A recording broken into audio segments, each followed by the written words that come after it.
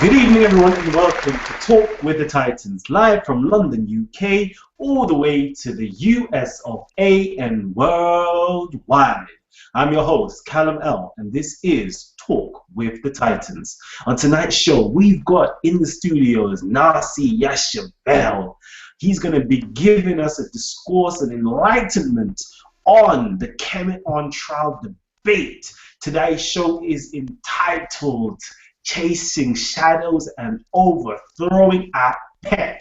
Oh my gosh. So, Nasi Yashuvel, I greet you in the words of peace. Shalom, shalom, shalom. Shalom, shalom, Kalam. I appreciate you, big brother, being on your show. It's an honor. Hey, listen, it's always an honor to have you on.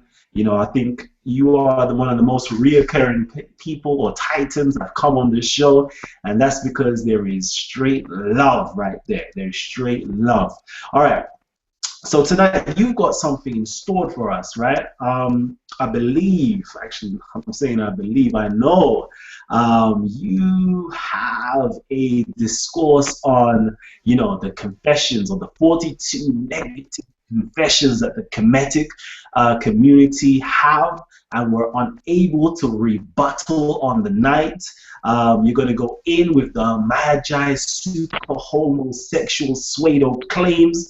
You're going to give us, you know, a polite exploitation on Egypt Kemet and a whole heap more. So I can't wait for that. I'm sure our audience, you know, can't wait for this as well. Before we go into that, let me actually introduce our guests who are on the panel. We've got a jam-packed, wow, we've got a jam-packed panel today. We have, who should I go to first? Who should I go to first? We have all the way from Nigeria, Lagos. We've got Babalao in the studio. Or Dabo. Alafia. How are you, my brother? Oh, very fine. We thank Olodumare. We have to give thanks and praise. You know what? This is so great, you know, to have a Yoruba high priest in the studio straight from Nigeria again. So I salute you from all my Nigerians tuning in right now, wherever you're Igbo, Yoruba, from Bielsa, Delta, River State, Hausa. Hey, listen, the list goes on. We salute you. Okay, Orobo as well. Forgot about you. Hey, I see you. Tune in. All right. Who else we've got here? We've got Brother Isa from London, representing the Quran of this Islam of the Quran. How you doing, my brother? Oh, salam, brother. How's things? Listen, it's great, man. It's great. We've got a few technical problems, you know, coming back from Africa. My laptop is crazy right about now, but we're trying. We're trying. Alhamdulillah. Glad to be here, brother. Shukran. Alhamdulillah, indeed. And also we have Divine Prospect. Divine Prospect, I know he's traveling right now, so I'm going to give you a shalom aleichem as well. And we also have Brother Pa Nahisi from the Hebrew War Machine as well. So we've got a jam-packed panel. Brother Nahisi, you know, Shesman Patar. Hey, listen, the list goes on. But enough of that now. Let's go into this thing. Let's actually go in to Kemet On Trial. So how was it, Brother Nasi Yashuvel? Well, brother, all praises, all honor, all glory to the supreme intellect of the universe, Yah, our forefathers, Yah, Abraham, Yitzchak, and Yaakov. Thanking the merciful King for giving me the breath of life and allowing all of us to have restoration this morning. I also like to thank all my brothers that are here on the phone call on Google Hangout with us. And I appreciate you, brothers, no matter what thought process you come from or what background. I give all praises for your unity. Tonight is about us finding a way to come together collectively without all the turmoil and without all the darkness that is embedded in the midst or placed there by those who are shady in some aspects. It was beautiful in some aspects. I'd like to give a shout out to all those who came out. Those from the conscious community, the Kemetic community, those the Moors that came out, the brothers from Islam, the Hebrew Israelites were there so deep. The spirit of energy was in the building. It was an energy like I never felt before. And the only time I felt something similar to that was at the last debate. So I thank the Creator definitely for blessing me and putting me in a place where I can feel so much love and respect from all people and all brothers and sisters. We have to deal with something here, and it's what was proposed to be a debate or put together as what we know as Kemet On Trial. There were instances as a man that I would never be in the arena to debate again because I have too much things going on with unification. I actually have in store right now where we're unifying with Temple 19, which is the Moorish temple in Atlanta, and other Moorish communities and Hebrew communities, other communities are coming together to form a united nation. So my purpose in being inside of a debate is if we can come to a conclusion, and not a conclusion that we all agree on, but something where we can say that I am your brother, you are my brother. That was my goal. That's why it's called the Final Showdown. It's only called the Final Showdown because I said if I do it this time, this will be it afterwards. And I meant it with my heart and my soul. And I appreciate all those that came out and supported me. And I appreciate the wise words of all the elders that were there. The debate was what I expected it to be. When you're dealing with people that don't have integrity, there are things and devices that may manifest in or occur during a debate that'll throw people off. But all things that were there, I expected it, except one thing. The debate, as you know, we started out with Shaka Atmos and GOCC. It was an awesome debate. Initially, the young brother Awan Yassat went in there and started controlling the crowd. The crowd was in a frenzy. Then my brother Shaka Atmos came right back with a beautiful response, and the crowd went crazy. The energy was there, but there was something that was being done that the other side or the other team had planned. And as you see the videos leading up to the debates when they're on Sanetta's couch and they're speaking about the preparation of, they say that it's going to be an all-out brawl, meaning that we're not following any rules. And what we've seen on that day is that Elder Gabar from GOCC agreed to debate Shaka on his book. That's what the debate was about. And what we've seen in the debate is Shaka did not defend his book in one aspect of the debate. What he did was take biblical attacks and attack the Bible when we made it clear that the Bible was not on trial on this debate. That day went after the Hebrew Israelites and brought up some Finkelstein and all the things where we can easily refute. But as we seen the debate going on, we knew that this was clearly going to be something that we already knew was going to happen. Now, sometimes the eyes of the people, they don't know what's going on.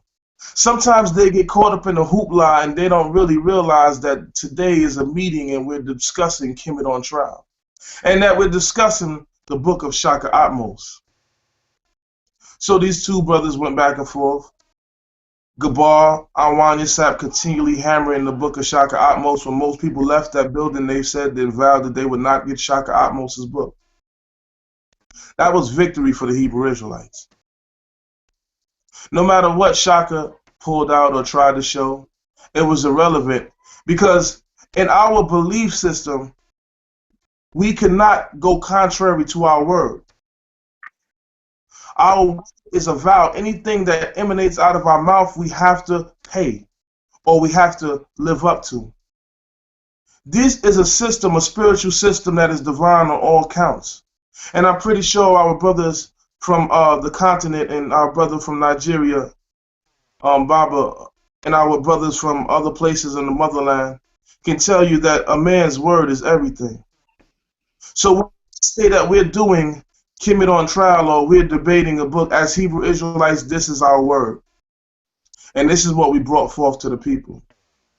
So when we got there, we seen that the debate was 2 hours late. It was running 2 hours late behind. They were searching people. They were charging $35 at the door, $50 VIP. And we were told that Polight has 2 armed guards and we can bring 2 armed guards. We brought 2 armed guards. Polight brought 15 armed guards. But as expected, we understand how this game is played. Thus, initially, we were weighing that we asked for 50% of the revenue and we will put up 50% of the investment. So why we asked this is not because we were looking to make money or payout on people or our brothers and sisters, but what initially we were looking for was to have even playing field. What we see in the debate and what was leading up to the debate is that we would send videos and videos wouldn't get placed. We would take videos at the debate or before the debate and we would sit on Sinetta's couch and certain things would get clipped out. But our words are judged by Polight's feelings.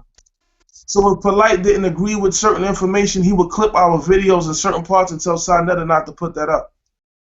So we already understood that we were going there strictly for our people in our nation, people that paid to come see this debate.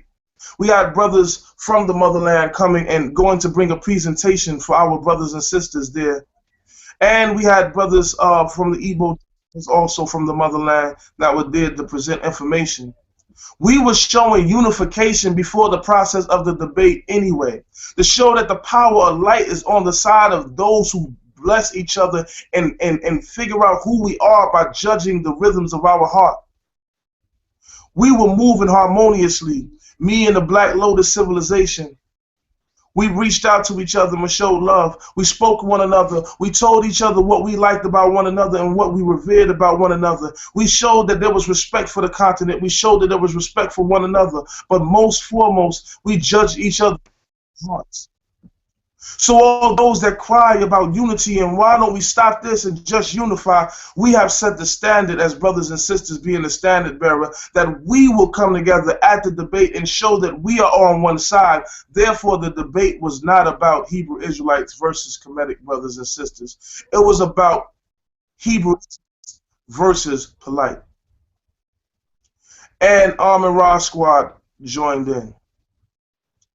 So when we get to the debate, we see that there were certain instances that we have to have a contract signing.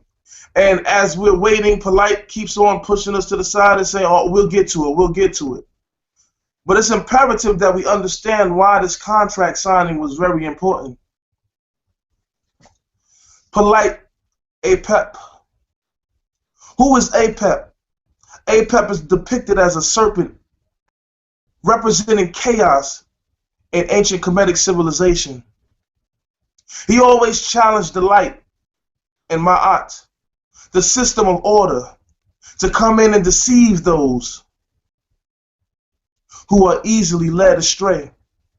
See, many of us left religious paradigms or less religious states because we felt the oppression that was inside of these systems. And then many of us left and went into the same system of misleading our people. There's a Hebrew word called chazah. And most of the time you see it in the scriptures, the word is actually chazon, which means it's the ability to see past the physical world, to see it for what it really is. And I have that gift. The Creator bestowed upon me to have the ability to look deeper into the world and to be able to touch and talk, to be able to see and perceive things that are just far beyond the physical realm. So to many of those who are deceived by the masses, I see clear. I see victory that was presented to the Creator's people. People who are divine and trying to unite as a nation. I see it. I have that chazah, that ability. Even when those who seen the debate declared victory, Polight and the Arm and Ra Squad, I knew that the truth would eventually come out. Today is a day where the truth is being revealed, where no longer can a serpent slither in the midst of us and divide us and beguile us. No longer will you be outside of a church and see a basket being passed around for extra donations. You are better than that. You have the ability to see what is physically going on and realize that there is something deep down in the individual's subconscious that makes him behave this way. You are no longer going to be lied to. Polight went on Sinetta's couch yesterday, and he spoke with Quebusanough. Quebusanough is an Egyptologist and a person that also believes in a creator. Polight made a lot of claims, and it's imperative that we see these claims, because what went on in our debate is something that was very chaotic. But only Apep can bring chaos to a situation. Only a serpent can allow it to happen. For the debate, me and Divine Prospect, we stood waiting for Polight so we could sign this contract. And it's imperative because we're going to show you what this contract had in it.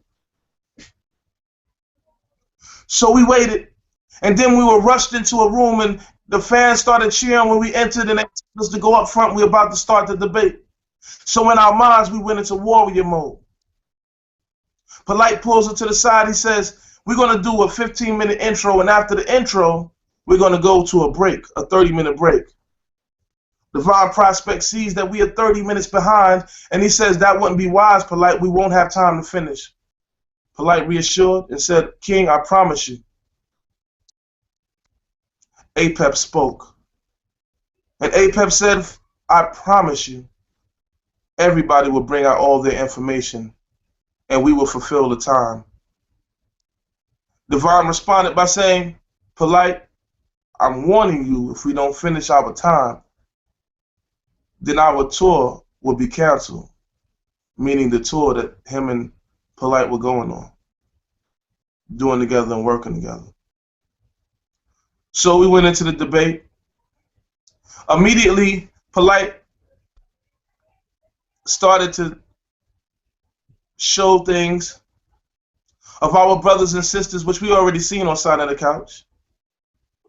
Apep tried to put the spirit of division inside of the debate, which was okay. It was no problem. Because Apep can only deceive those who aren't connected to the Ma'atic system or the system of balance or the spiritual order. He brings up things and he says that he shows images of how our brother Daniela said God caused the spirit to be upon the animals. And he said, well, if God caused the spirit to be upon the animals, why didn't he cause the spirit to be upon them and stop them from eating their people and their babies?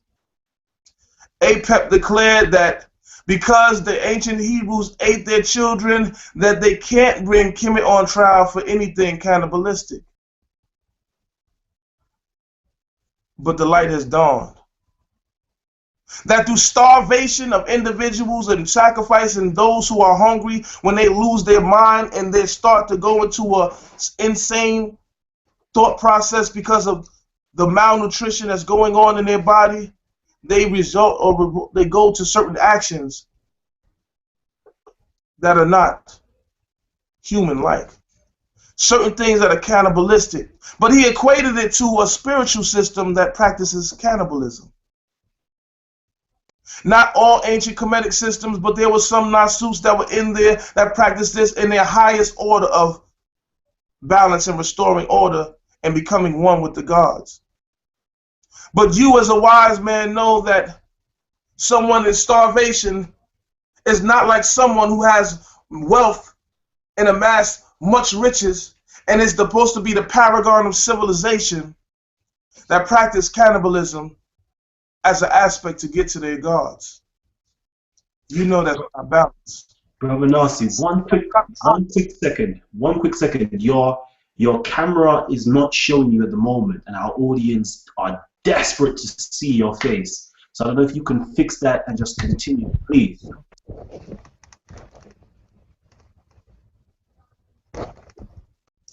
One second. I apologize, family out there. my camera's playing up at the moment. I think there's a massive technical fault taking place on our side, so we apologize once again. We will be, you know, we're doing our best to fix this problem. I'm gonna get out and call back in. Okay.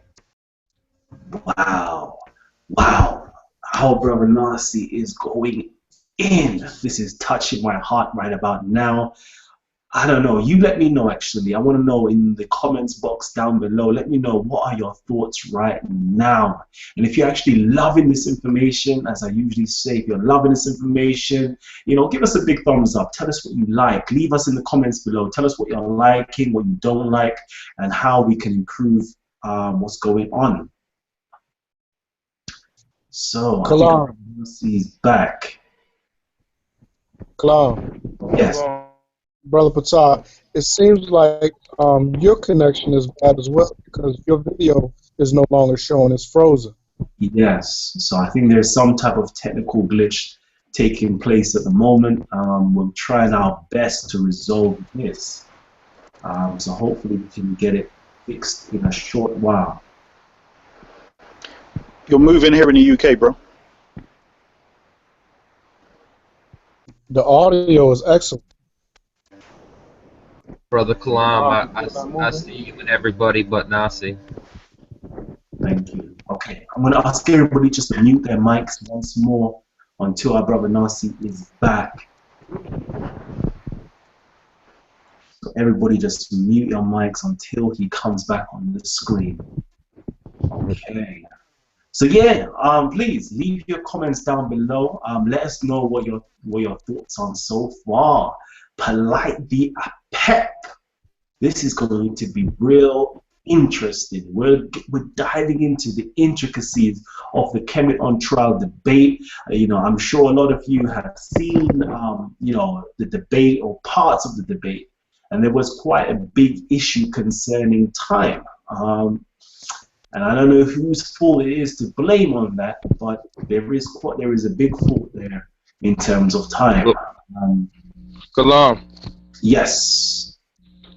am I moving? Okay, I can see you. Let me just make sure I broadcast you. Okay. Say something. Peace, King. Peace, peace. Yes, we see you. You got me? Excellent. Yeah, we've got you. So I'm going to leave it back in your capable hands and continue. Our audience are going crazy on the Facebook. They're messaging me. So continue. I'm going to check the YouTube in a hot while and see what everybody else is saying. So continue, please. So definitely. So as we continue to go on with the debate, Polight brings out certain information about Daniela, and he says that our brothers and sisters, we have to let go of this because our Israelite brothers did cannibalistic things. Our Israelite brothers did homosexual things. So we said that these things shouldn't have been shown, or the charges should have been dropped. But today we're going to show all that to be false. And this is how strong, when Polight came out, all of these arguments he brought forth, he already did it on Senator's couch. So when I'm standing there as a lion ready to go to war, I'm like, he's food. He's done. He's done. And I'm not looking at any of his props, any of his propaganda. We came out with Killer Priests. We didn't have no music behind them. There was nothing that nobody asked us, did we need help or how long we had to go on. They tried to skip without going. So this is what we're going to show. We're going to show everybody and reveal the truth to everybody today. Now, when we went on, now Polight goes on and he shows a whole thing about chronology, right? And we're going to get into all of this stuff because it's very imperative. So he says that one of the accusations that the Hebrews claim is that chronology, they're going to tackle chronology and they accuse us for being chronologically off. So he goes in and he shows me and Zion Lex disagreeing on chronology. Remind you, the debate is Kemet On Trial. Nothing else. So he goes and shows that brothers have differences in chronology and all of this, but let's see how pure all this stuff is. Now, I want to share something with my brothers and sisters. Polight said in the debate that we never told them what they were being charged with. Yesterday on Sonetta's couch, he was very adamant. He was loud. He was confident, saying, "How am I going to go to court for something I don't know what I'm being charged for?" Kalam, can you put up for the people the notice of prosecution we sent Polight in them 4 weeks ago? Okay, I'm going to try to do this. Bear with me. Keep on talking and I'll get it up. All right. So now the brother is adamant, and this is reasons why he's so adamant about not being served, because he has to make an excuse why he didn't answer any of those questions, or why he couldn't answer any questions. See, there's a story in the Tanakh, and all my brothers who know Kemetic science, bear with me because I want to share something with you. I have much respect for you brothers than I do someone who pretends to be something they're not. In the story, in the historical act of Solomon, there were two women. Both have children, young babies. One rolls over on the other one, and the baby dies. So the one mother of the baby that dies takes the live baby and pretend it was hers. So the mother wakes up, her baby was gone. She knows that that's her baby over there. She takes her to Solomon's court. Solomon the king stands there and judges between the two. He uses wisdom and discretion because he uses the spirit of empathy. He looks for empathy. So he says, be in half. Now that doesn't sound wise, does it? Don't sound wise at all. But actually, it's deep. Because what happens is the true mother, instead of just letting the baby die, the mother says, let her have it, showing that the love is more deeper for her child, and she rather her child to survive with another woman. So Solomon says she's the mother. Why? Because she defended or stuck up for her baby's life like a mother would. Why is that important to what we're talking about? Notice in the debate, the only one who actually tried to refute Kemet was the Amun-Ra squad, or try to refute some of the allegations that were made was the Amun-Ra squad. Polight had one rebuttal. And his rebuttal was a weak rebuttal at that. In fact, if anybody was down for Kemet and they seen how many allegations, how many claims we brought, they would have stood up and they would have batted all them claims down to the best of their ability. But to a person who doesn't care about Kemet, or don't care about how the people that perceive Kemet to be, he doesn't have to answer it, because that is not his legacy. It is not his calling. It is not his beacon of light. I wanted, Kalam, are you able to post that? Or are you still searching? It's ready. It's ready. I'm going to post it right now. So my screen is broadcasting to everybody on YouTube land, in the next, in a little while, should be able to see it. So you let me know what you would like me to do. Scroll down and I will do it. All right. On the notice of prosecution, you see 3 charges. Can you read them charges off to the people, Kalam? Okay. It says, dear defendants of the Kemetic community, you have hereby been accused of the following charges by the nation of Hebrew Israelites. 1. Disguising the degree of immorality practiced in ancient Kemet, i.e., homosexuality, enslavement, incest, the Nesut lack of accountability, etc. 2. Asserting the definitive reliability of Kemetic historical accounts. 3. Posing as literate teachers of the ancient Medu-Neter language. All right.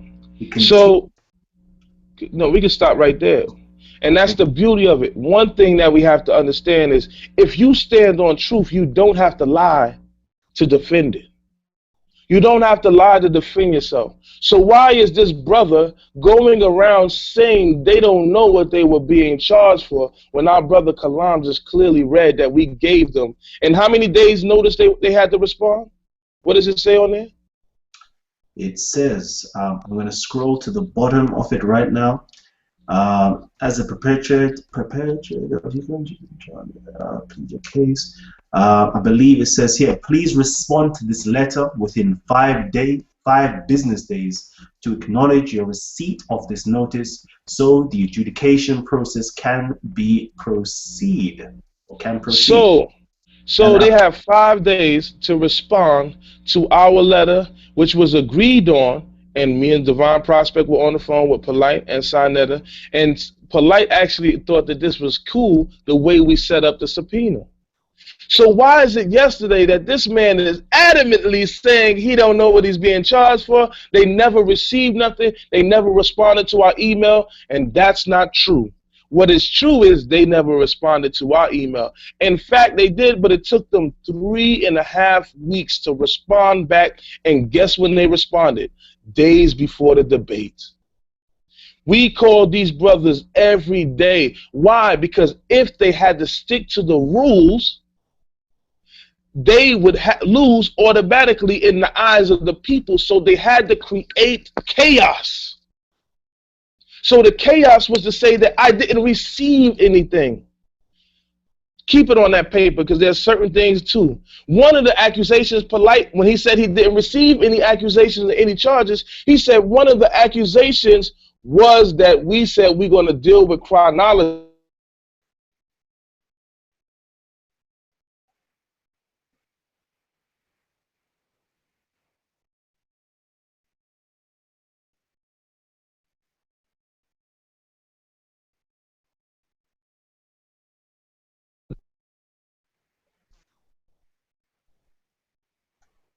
My brother, you there?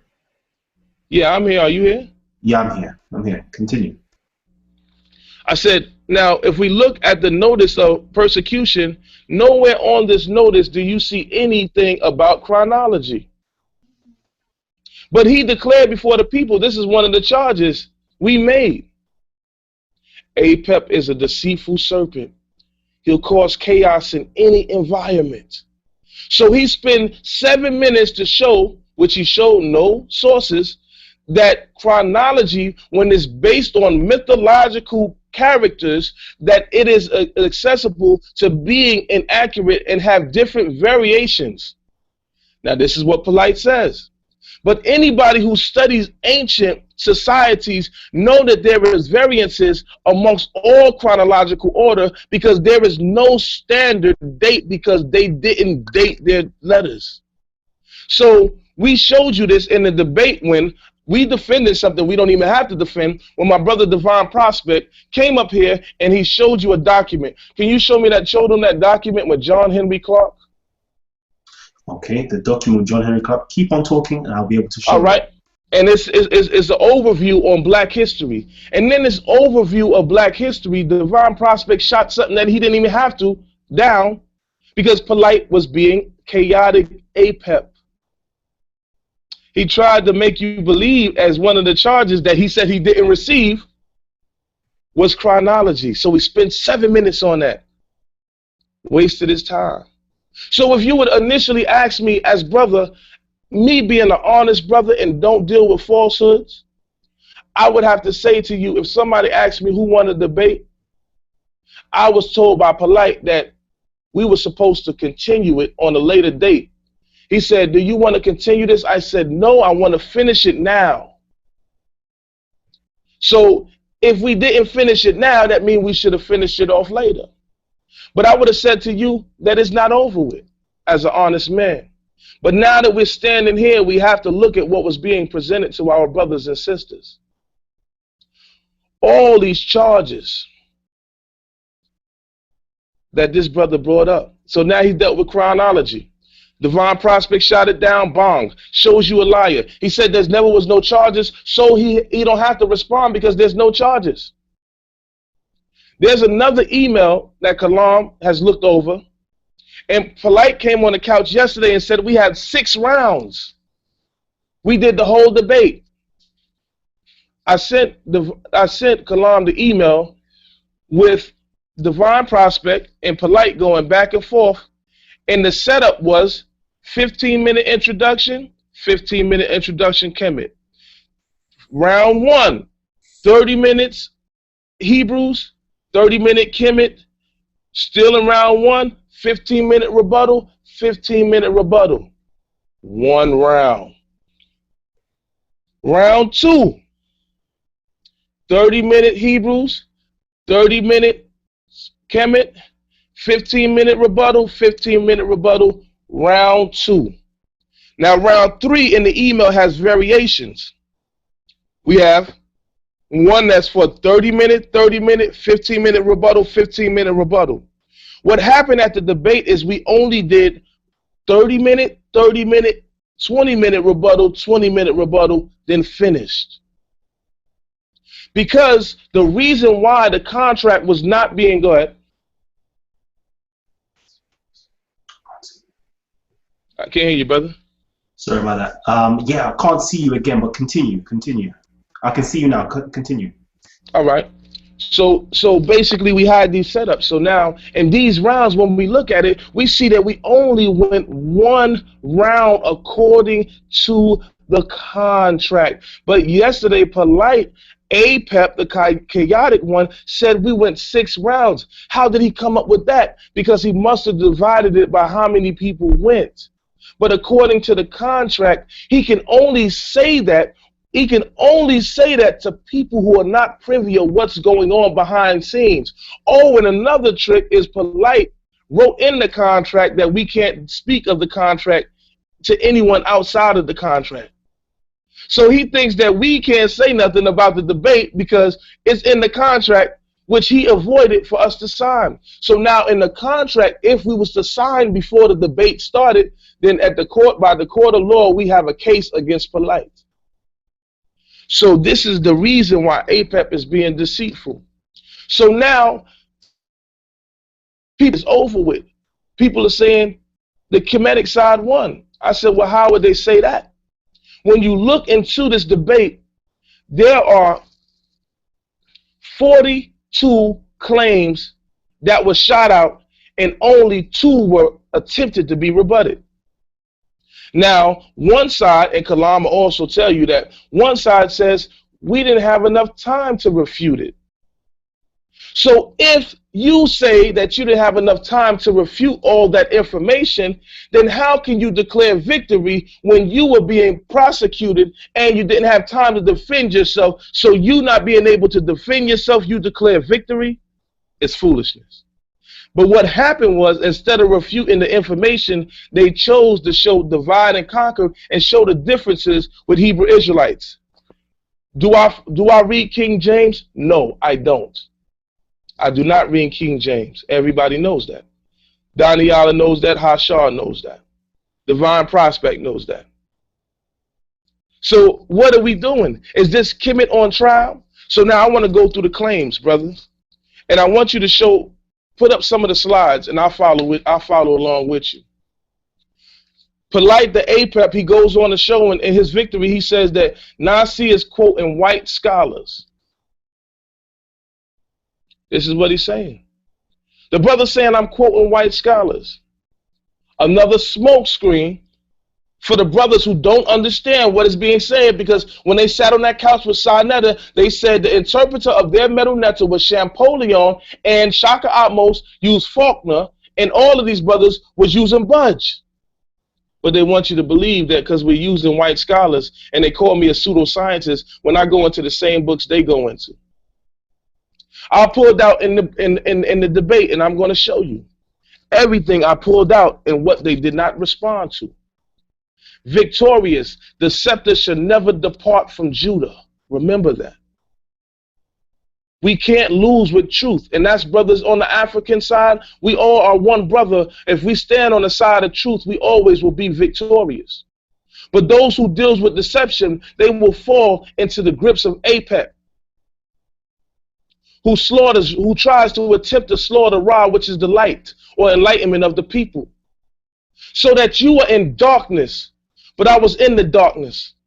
I seen everything the brother tried to play, and he played it out perfectly at the debate, because what he did to you was show you nothing but distractions from the topic.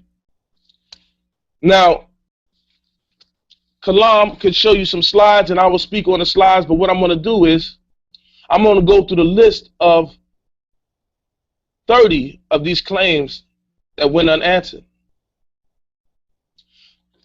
first Awan Yasap hit him with a book and showed them that Egyptians were sleeping with animals, not the poor people, but the higher class, and they showed it on the walls. I used the reference. This is the first claim. Charles F. Mayer, PhD, in a magazine called Sexology, Sleeping with Animals. 2, we showed on the wall relief of Ptah-hotep that the young boys were wrestling naked.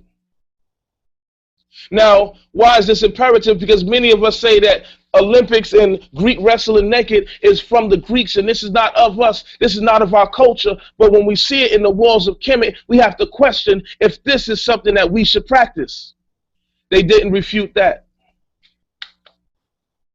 We showed that there were contraceptives created by the elite, such as crocodile dung placed in a woman's vagina to stop her from having babies. And you can also see this in the book behind me called The 501 Questions of Ancient History.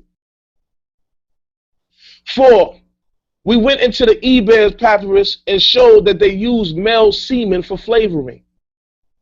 They did not refute that. But we're talking about an elite society. We're talking about Kemet, a higher standard, of echelons higher than anything, where our brothers are dignifying and glorifying. We showed the Hanethaway autofellatio papyrus, where Geb is giving himself oral. They didn't respond to that. But in fact, on the couch of Sinetta, our brother Jonathan said himself that if he was to draw something and explain the regeneration of Earth, he wouldn't explain it. He wouldn't explain it like that. They didn't respond. I showed Hatshepsut cross-dressing in a world where brothers say the black woman is God, but if you look at the 27th maxim of Ptah-hotep, it tells you to regulate her house and never give her power. So Hatshepsut had to dress like a man in order for her to take the throne by wearing a beard and walking around shirtless. The brothers did not refute that. 7, incest. This is one of the claims the brothers did try to rebuttal. And Polight put up a rebuttal for it, and it was kind of weak. Amaran Squad did an excellent job rebuttaling it, but there were some holes in that. But we give them the ones they rebutted. The 8th charge was from the coffin text. 16 minutes. Sir, 1 second, my brother. We can't see you. Our audience are desperate to see, but they just can't see. What's going on? All right, King, hold on 1 second. I can see you clear, but somehow when it translates over to YouTube, they're unable to see it. All right, let me try this again. Hold on. Wow. But everybody out there, if you're loving this information, oh my gosh, we're going through the charges. We're going through the charges right now. Did these charges get rebutted? Did these charges get objected? Did these charges get refuted? Were they overturned? Listen, we want to find out. If you saw I believe it was 2 weeks ago. 2 weeks ago we did a show and we gave you a criteria to judge the debate. So if you haven't seen that show, please just tune in. Press the subscribe button, hit the subscribe button down below or up top, and subscribe in and go to that episode. It was entitled Kemet On Trial, The Weigh-In. And all you have to do is go down in the description box and it's got a criterion of how we should judge this debate. And it's the university standard of how to judge debates. So it's pretty straightforward. You could use this. I believe it has about 5 different criterias. The criteria of content, the criteria of delivery. You know what already, Polight has one of the most eloquent voices. The way he projects his voice, the way he presents, the way he dramatizes everything, it catches you. And I believe Polight, you know, definitely always wins based upon delivery. But now on content, you know, who came strong? Who came strong in that debate? Was it the Hebrew Israelites that came strong with the content, or was it the Kemetic Polight? Was it Jonathan?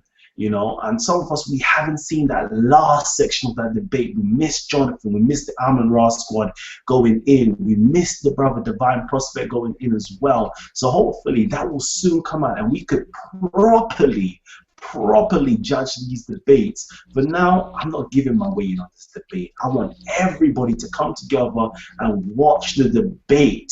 We've only seen a certain section of the debate.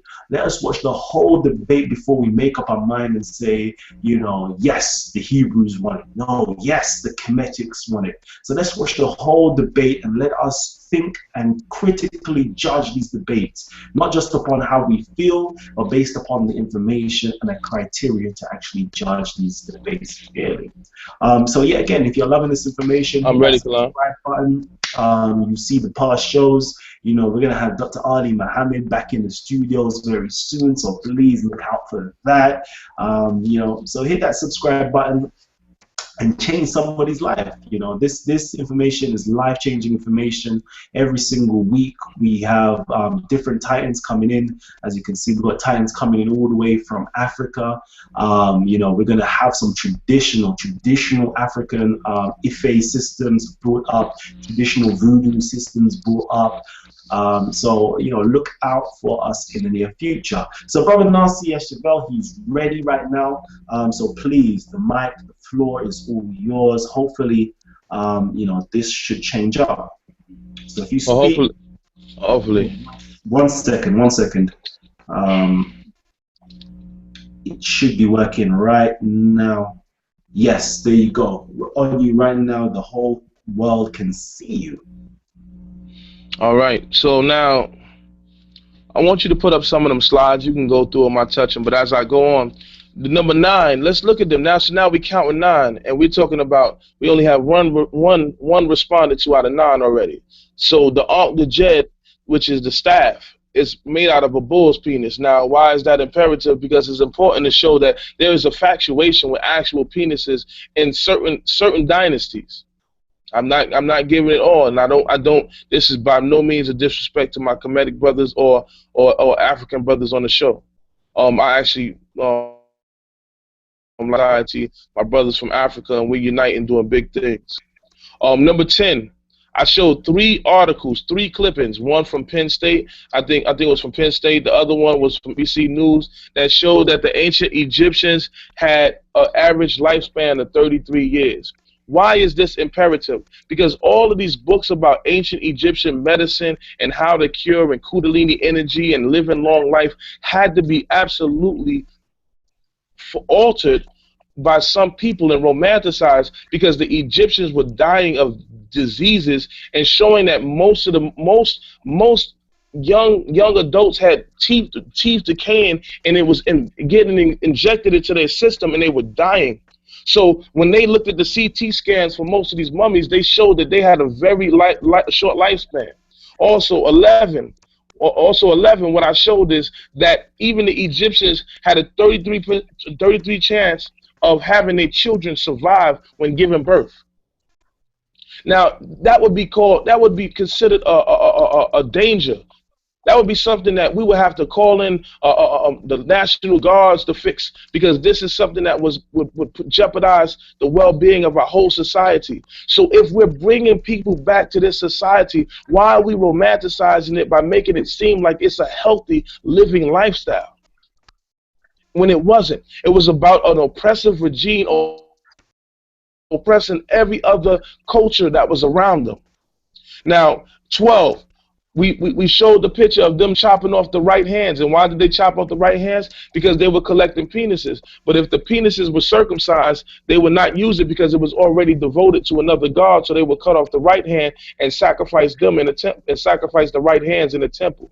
Is this the meiotic system that you signed up for? Is this when you joined it, when you left the scriptures or stopped dealing with the Bible and saying it was dealing with fairy tales? Is this what you as an individual walked away and said, yes, let me be a part of a system where they deal with certain aspects, they chop off people's hands, they put penises on the altar? This is the system I signed up for. You were lied to, you were misled into the system, and that's why it's imperative that these brothers should be made sure that they answer these questions at that trial. They should not have walked away, because there's many hardcore brothers that's into Egyptology or into the Kemetic science that would have wanted to see anybody defend the name of Egypt, which the brothers did not on that day. So 13, we talked about the collecting of penises, and we showed it on the wall. We actually showed the priest singing hymns over the pile of penises on the wall, and also one taking count of how many penises were being recorded. They recorded all the penises that they that they took off of our soldiers, or the black people that were around them, of the Asiatics, of the Nubians. This is what they did to our people. Did you know that before you jumped in? When you say that Egypt and the mother of Egypt is Nubia, did you know they ill treatment towards the Nubians that Divine Prospect showed you, where they used to have them in nooses and chokeholds? Do we know that? Are we aware of that? 14. Now this is another one. One of the most important things, because Polight's biggest thing is he went to Egypt, right? People were crazy. Polight went to Egypt because they don't expect much from their own leaders. So people excited that because the Israelite told them Dr. Ben don't respect him unless he go to Egypt, he goes and flies to Egypt days before the debate and come back. And the crowd goes crazy. But what's important is he went on a tourist guide. He didn't go to do field work like Dr. Ben told him. Because in claim 14, I showed how Herodotus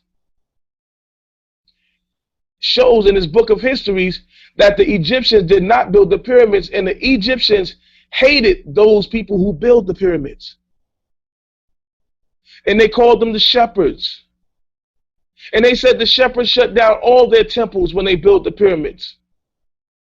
Even in the book I have in my over here on my bookshelf, Egypt Revisited by Ivan van Sertima, Sheikh Ati Diop in the introduction also agrees that the Egyptians did not build the pyramids. So when we give all of this glory to the Egyptians for building the pyramids, we have to really look at the information of our forefathers like Sheikh Ati Diop, Benga, Dr. Ben and them, when they're telling you that they didn't build the pyramids. But since we like to romanticize Egypt, we will continue to go on. Claim 15. I showed, which was over many people's head, because most people that come to the debates are not there for the information. They're there for the caskets being brought out. They're there for a man to make a trip to Kemet. And Polight in that trip, he's praying inside of the temple or the pyramids, which I already proved and showed that they wasn't built by Egyptians. But I'm going to show you something else. In Numbers, the 2nd chapter, when you have the census taken of the Hebrew Israelites, when you minus that by 1,000 and you use golden ratio and golden triangle, that is the exact formula to create a golden triangle, which is the formation of the pyramids. I showed them, they didn't refute that. You talk about science, I brought it. 16, we showed in ancient Kemet they had condoms to prevent diseases. Now, where is condoms in ancient societies, and why is it in Egypt all over the place unless diseases were running rampant?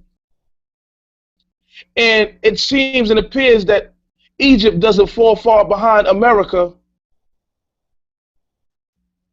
This is imperative. They didn't respond to that. Now we're at 16 claims they did not respond to. Let's go to 17. 17, I showed the clip where the clip wouldn't pull up, but it was Dr. Malachi Z. York in his own words talking about how he left God alone and started studying Kemet, but he said there was, and he said only people that will believe that there is no God are demons. And he said, I surrounded myself with a bunch of demons. So all our brothers that take the science of Africa and tell you that there is no higher power or no higher force, are they demons? According to Polight's master teacher.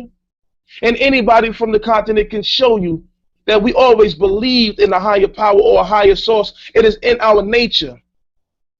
They showed in a scientific journal that people who go through things in life and then they make it out, they have a connection to something that's watching over them. So they empathize or they feel great that they're being protected because they know they couldn't make it. Us as black people, we've been through so much that we do believe that we're connected to a higher source that divinely can inspire us or move for this negative place that we're in right now. 18, another claim that they did not refute. When Polight showed the video when he went to go see Dr. Ben before he went to Egypt, and this is the problem I have, and I know all my brothers in the Kemetic community are going to agree with me on this. I can't stand when people use our elders for propaganda. Only time Dr. Ben is being visited is when brothers are about to do a debate. Now, if you stand for something like that, in our culture, our elders is held in high regard. Dr. Ben should be catered to by both communities. You that if you're down with it, then you applaud a man who goes see Dr. Ben when he doesn't even really check or even care for Dr. Ben. But in the video, Dr. Ben is wearing a kufi, and it appears to be a 6-point star. I have to see it again. But what people don't know is Dr. Ben still practices Hebrewism. Dr. Ben has a rabbi that visits him every Sabbath. In fact, the rabbi is a white European rabbi. Why don't they tell you that? It's because they don't go see Dr. Ben. And my brother Omo Sengo, who's on the call now, can share with you and show that this is also true what I'm saying, and I'm not tale-bearing or gossiping, but we're sharing information that our leaders and our elders wanted you to know. Number 19, I showed a picture of human sacrifices being taken place in pre-dynastic Egypt. When the Pharaoh passes, then he takes his servants so they can serve him in the afterlife. Is that ma'at? If your boss dies, they kill off everybody that works for the boss so you too can be a slave in the afterlife? They didn't refute that. Man, look at this. Are we saying that these brothers were victorious when they didn't refute nothing at all except 2 attempted rebuttals? Can we be honest with ourselves? Imagine if the shoe was on the other foot. Imagine if Hebrew Israelites was on trial and they were asked 40 questions, 40 claims were thrown at them, and they didn't answer. They only answered 2. Would you say that the Hebrews won? You would never say that. See, the part of truth is testing you now. In order for you to receive that light, in order for you to receive that divine consciousness, you have to be true, to be able to empathize and put yourself in other people's shoes in order for things to be true or realize what's really going on, and having that kaza, that vision that allows you to see past the physical aspects of life. Can you let yourself go for 1 second and answer, as an Egyptologist, do you want these claims answered? Ask yourself, did the Nasi, who calls himself the king of Egypt, did he represent you? Or did he exploit you and utilize your system just to show that he could show division in the Hebrews and move on? Number 19, claim 19. I showed a Lady Taparet Stella. See, Polight says, I'm using European translations. No.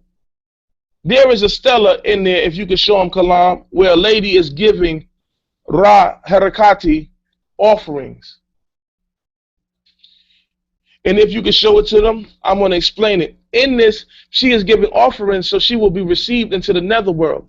And in the offerings, at the base of the 2 pillars that are holding up the universe, or the cloud and the sky, to show perfect balance, are the head of 2 foreigners, showing that decapitation or human sacrifice was used to bring worldly balance in ancient Kemetic culture. Don't need a translator. But Polight to have fools say, oh, Nasi's using white people. I'm using white people when I got all of these stellars I'm showing you on the wall. And Kalam will pull it up and show you, brothers and sisters. The 21st unanswered claim, I led and I walked through and I taught them about Shimzu, the god who is the one who presses the grapes and also is the bloodthirsty one who devours and slaughters the foreigners or the captives. I showed them Amit. I also went in there and showed them different deities that all correlate with the aspect of eating the bodies of the captives. Now, hold on. When we look at the crown of all set, we see as a vulture. Now, in romanticizing Egypt, we will, which it does. But also, there's something that people are not telling you, which is the obvious part of a vulture. A vulture feeds off of dead carcasses. They didn't respond to that. 22. There's a picture of a triangle that I sent you, Kalam. I want you to post that up. It's a triangle with Metanetta on it. Now, when Polight went on his trip to Egypt, Jonathan said he sent them right there to the temple of Eunice. He sent them. In there, Polight is taking a picture. Polight is taking a picture, smiling in front of him in ancient Egypt. So hold up. I used the cannibal hymn in a debate against SETI, which I got no rebuttal from, no response, a whole year later. Now Polight goes and he's doing his field work, studying the cannibal hymn. So when I bring up the cannibal hymn, that boy there better have a response. Did he respond? No. Polight didn't go there to read anything. Apep struck again. He's standing in front of the temple of Eunice cannibal hymn. Why didn't he refute it? He went and did field work. Oh, no. We're too smart to be deceived by the chaotic one. 23, I used a tri-state medical journal, which showed that in ancient Kemet, they was eating the body of the pharaohs. And they showed teeth marks on the carcasses, and they showed carvings and how certain body parts, and even in one of the mummies, they found the feet inside the stomach. Even in the video done by Anshawa Kwesi, he says Taharqa was the last pharaoh who said he did not want his body ate or eaten by his comrades. Now, our own teachers were teaching us about the cannibalism, but you romantically walked into this, not knowing about this. Omo Sango, my brother Amun from the Black Lotus Civilization, I brought this to their attention. I showed them these things, and they concurred. They agreed with the information, and that was solid. So in the 24th claim against them, I showed them why Wallace E. Budge in the Book of the Dead explains why they drunk the blood and ate the flesh of the dead. They didn't refute that. They easily refuted that. Now, mind you, here goes a group of Hebrew Israelites who walked up to the debate with no books on the table, no laptops, and them brothers had tons of books over there, 4 laptops going, and they couldn't refute the information. I, through the hands of the Creator, am a bad brother. And I say this with all respect and all humility. If I went to sleep the night before and dreamed of a perfect victory, I couldn't dream of anything greater than me and Divine and Hashar firing across 42 confessions, 42 claims. Look at the number, 42 claims unanswered. That's divine intervention. 24. Actually, 25. I showed the painting at Lavore, or Levre, in which Kalam can show you. I don't know if he's showing you. I can't see, but it's okay. It's a picture of the Semitic and Asiatics' heads being decapitated where Osiris is riding on the back of Mehen. Mehen is the he is the counterpart. He's the defender of Kemet. And in it, he is spitting red and blue fire out his mouth, decapitating the captives, which are the colors of surgical colors. But over them, it is a determinative that is to the sea, that means to eat, to cook, or to prepare with fire over the bodies of these captives. They did not respond at all. Not one response. 26. I showed in the Valley of the Kings, number 9, Ramses the 5th and the 6th both have on their wall in hieroglyphs, but also a picture or a depiction of human bodies being born in a pot. Polight's going to tell you I use white people to interpret that. Certain things you don't need interpretation. And at the bottom of it, there is some passages that read that these are being cooked and sacrificed to the god Nut. To Nut. Then in another wall, right next to it, is showing the heads being boiled in a pot with 4 vessels underneath it, so it can be offered up for sacrifice. There was no response, because there never will be a response to any of this. But if you call the Amun-Ra squad and donate some proceeds to them, they will be back with you a year from now and have a rebuttal. The 27th, I showed the papyrus of Kemet. See, these brothers don't go that far. You can't Google this stuff and type it in and just find it. You have to do research, which I lost a lot of sleep to debate these brothers for damn near free, to defend the name of our Creator, to defend all those who believe in a higher power. See, this wasn't about Kemet and the Hebrews. This was about these brothers lying about the Kemetic system and not speaking the truth and not believing in the higher source. Not believing in the infinite being that created all things and willed it into existence before the Big Bang existed. I was on a divine fight. I was on a fight that was greater than anything other than what we stand for. And what we stand for as a people is redemption for our people. If we don't believe in something that's greater than us, then how will we believe this predicament that we're in? Would it be to follow Apep into the darkness? Would it be to pay money so we could be sovereign? Sovereign does not cost you a thing, because sovereign is free. Sovereignty is absolutely free, but only Apep can sell it to you. And you believe it. You believe the same man who brought gang violence into the conscious community, you believe.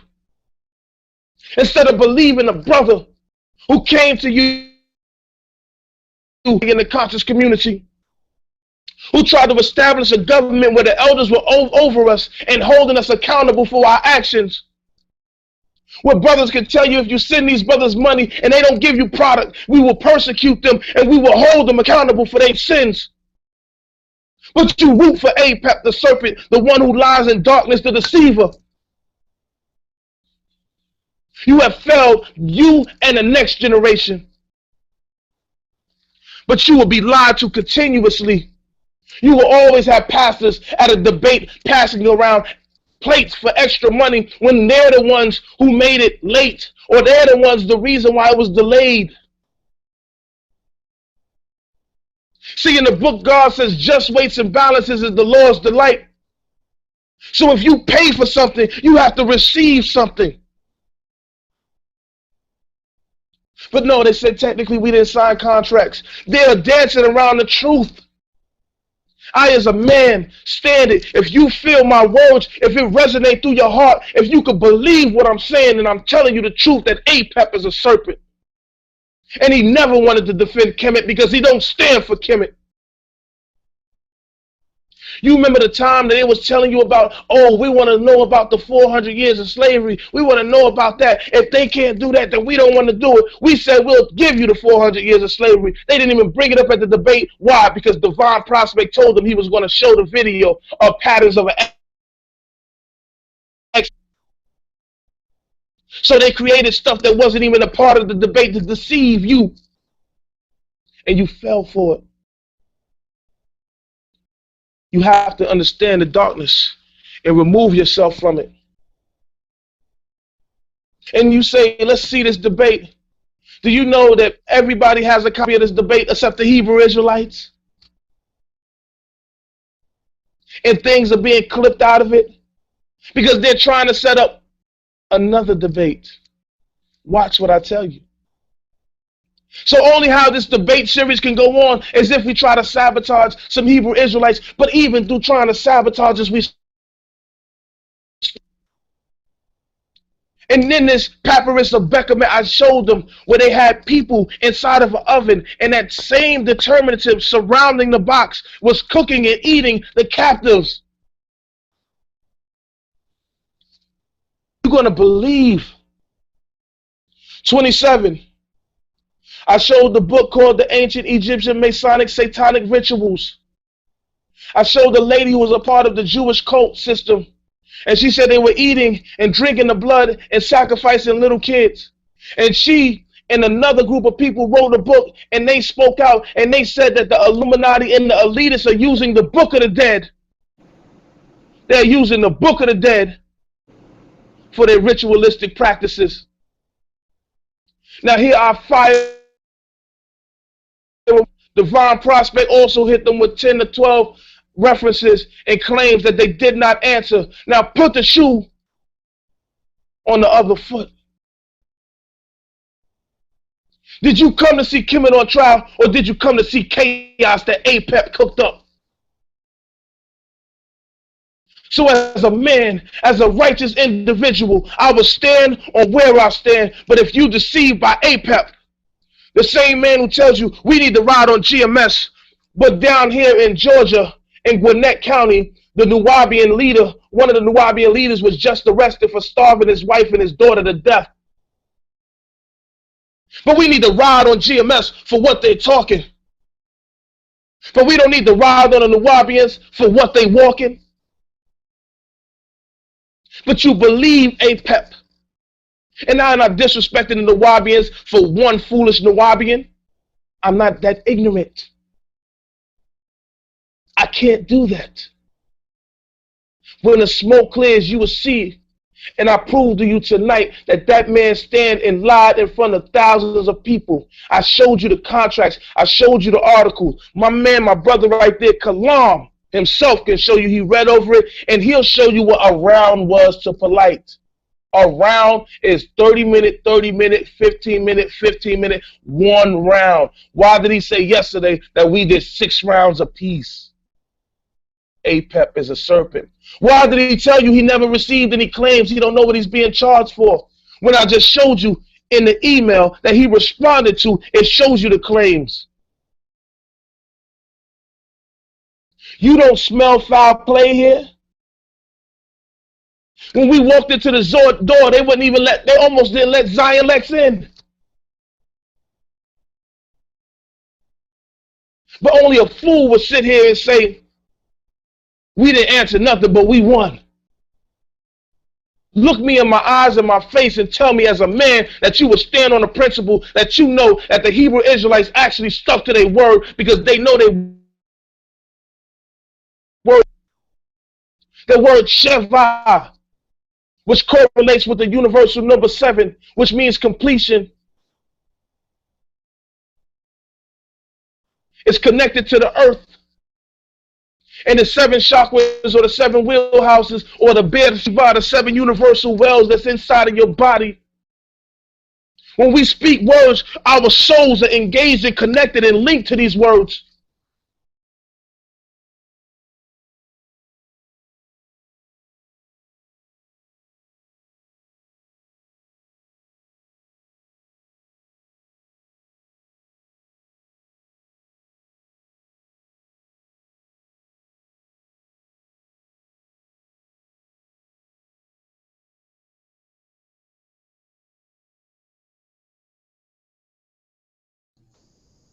Yo, he dropped out. I don't think he's gonna be able to get back in. There's 10 of us in here.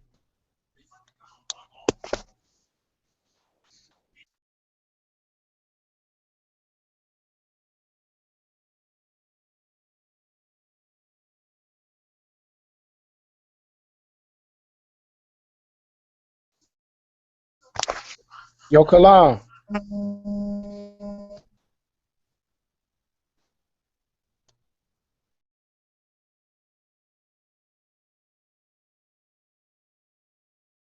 Hey, Batal. Batal. Yeah, Where little Black Riding Hood go? I hear you. Where little Black Riding Hood go?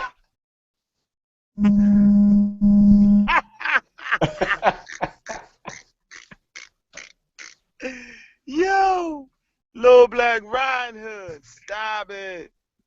Stop it. Louis, you might like to get out. Okay. Can I?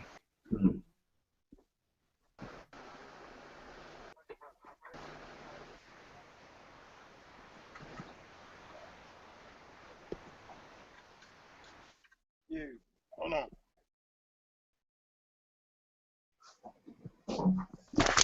Kalam, can you get him back in?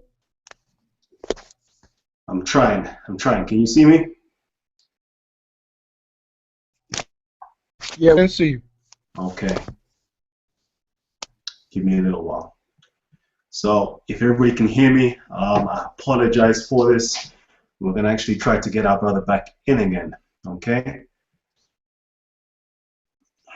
So,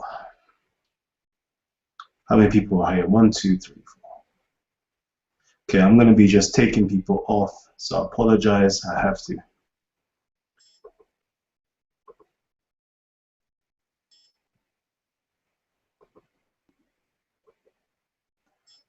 Okay.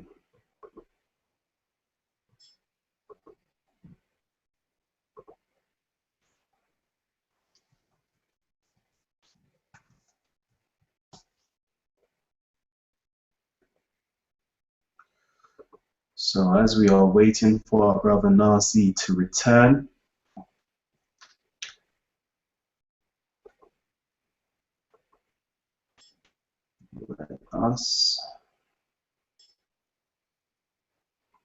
okay, so wow. So our brother Nasi has been laying down the claims. We're currently on number 27, I believe.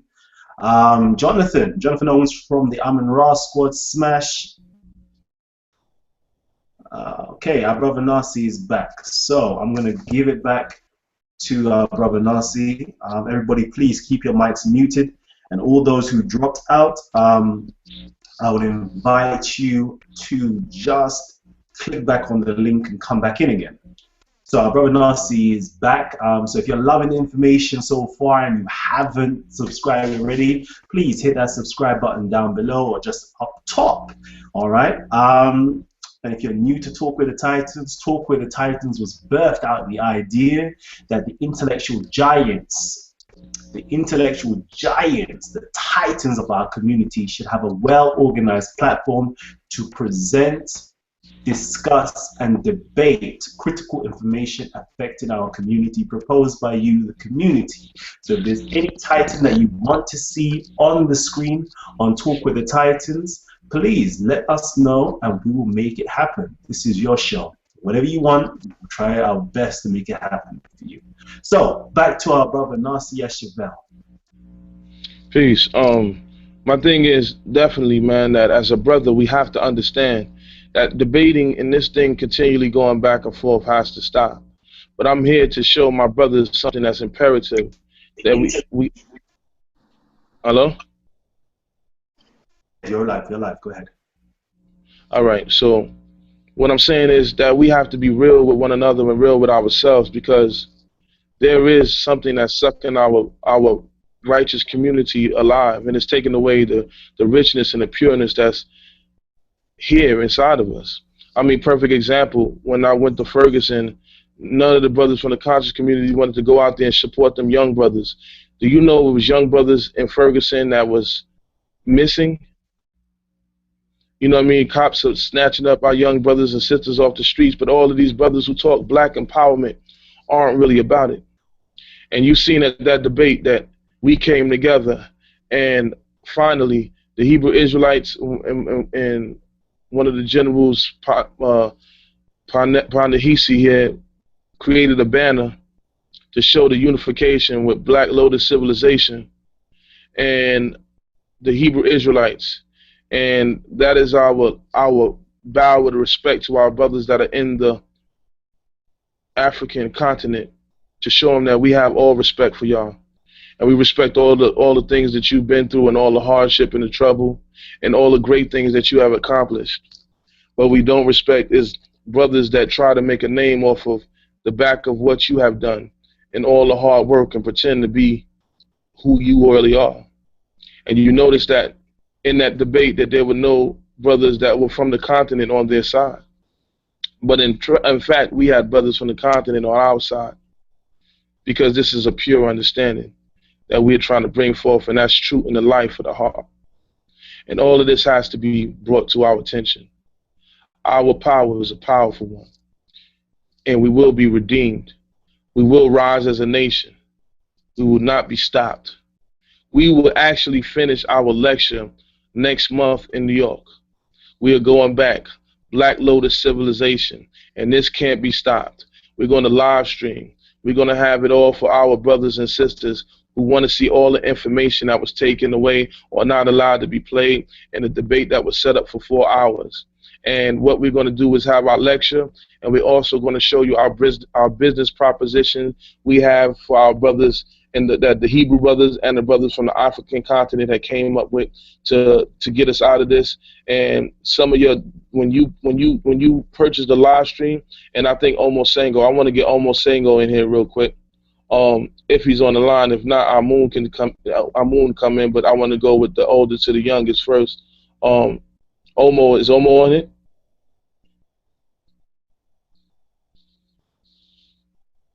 No, I believe he popped out.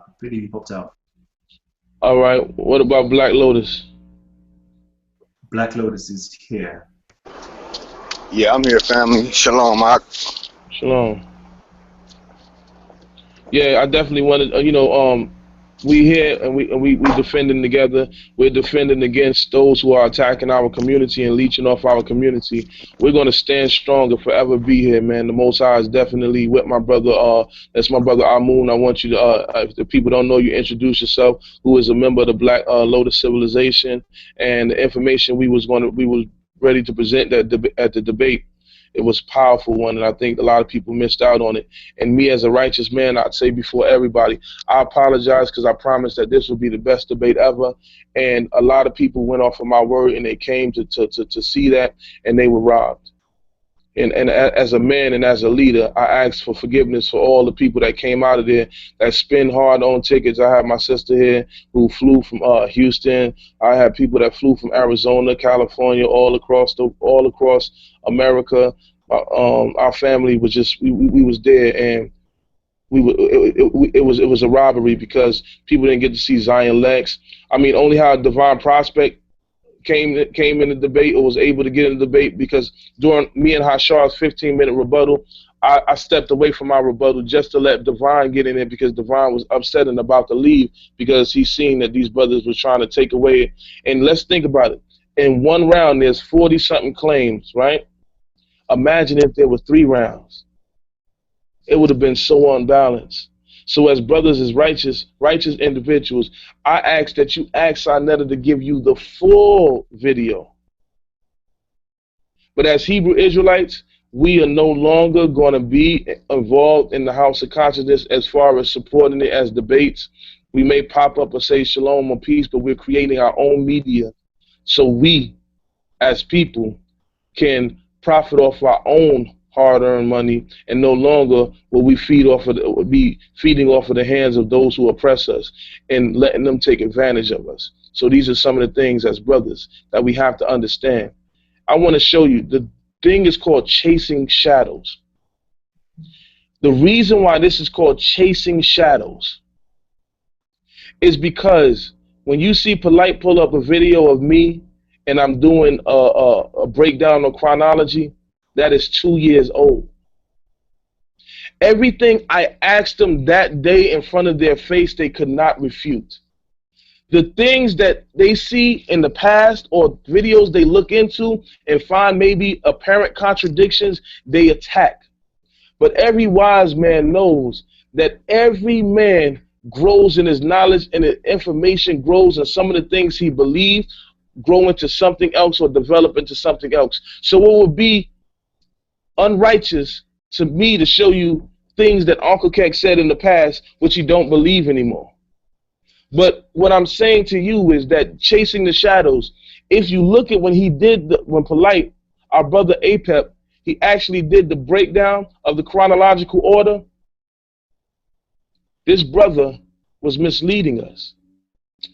He showed an old video, then he showed a breakdown of the salt papyrus that I explained in the weigh-in. Now, if we look at the salt papyrus 124, look at it carefully. When I brought up the salt papyrus 124 at the weigh-in, Polight was there, Reggie was there, and Shaka was there. None of them could refute it or was able to rebut it because they haven't seen it. But when they're chasing my shadows, they can come a month later and answer a question that was thrown at them. They don't have the ability to debate me head up because they don't understand their own doctrine enough to respond and fire back. If you ask a Hebrew Israelite something about the Bible, it's not going to take them a month or a year to respond. Now, out of respect, one of the best jobs was done by our brother Jonathan. When he first went up, he was kind of rough. But in the second time on the Amara Squad, he went up, he did a 10-minute presentation, and he showed that he attempted to show that the Kundalini energy, when it means penis and butt, that it doesn't actually mean penis and butt. It is talking about the prostrate gland and the base chakra and the Kundalini energy rising, right? Now, when we send out our claims, that has to fit in one of the texts that we're talking, but it doesn't. It doesn't. He didn't show a text. In fact, he didn't even show references to make his claim up. But now, my thing is, when you read and understand Kundalini energy is done during meditation. Meditation is done within self. So how is another man making another man's Kundalini energy rise? Well, easy. There's Kemetic systems such as the Golden Beetle Society, which is an openly gay community who practice Egyptology. They practice anal sex that braces or rubs against the prostrate gland to stimulate Kundalini energy. This is a science that they protected. Even Jonathan himself said that semen sometimes is interpreted poison. Well, how is semen poison? Of course, if it's diseased semen.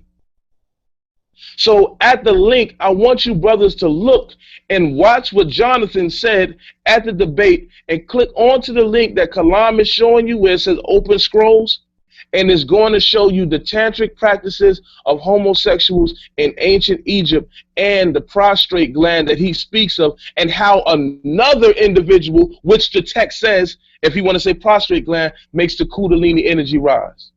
So what people were just so happy because they had a response finally, because Nasi a year ago defeated Seti and nobody had a response. They just said he got it from a gay guy, and this is the best thing they could do to try to refute the information. So it took these brothers a whole year to come up with something, but they're still chasing my shadow. And that's all they're going to be doing, because when it comes to debates, you're not going to see me be refuted, and they can't bang with me. All praises or honor to the supreme intellect of the universe, Yah of our forefathers, Yah Abraham, Yitzchak, wa Yaakov. The time for games is over. And I ask all you brothers that's in the Kemetic community to be honest, and all you Hebrews to be honest. Would you ever declare victory when you only responded to 2 out of 40 claims? I don't think you would. I wouldn't even declare victory. I would be ashamed. I would be ashamed that my laptops, all the books I had on the desk, couldn't refute it. And if the brothers wanted to refute it, let me show you how adamant it was. Divine Prospect brought up the breakdown that Polight did on Ra, and he showed that in that glyph that the determinative was silent in that glyph. Soon as he got down, as soon as Jonathan and Ankh was done with what they were saying,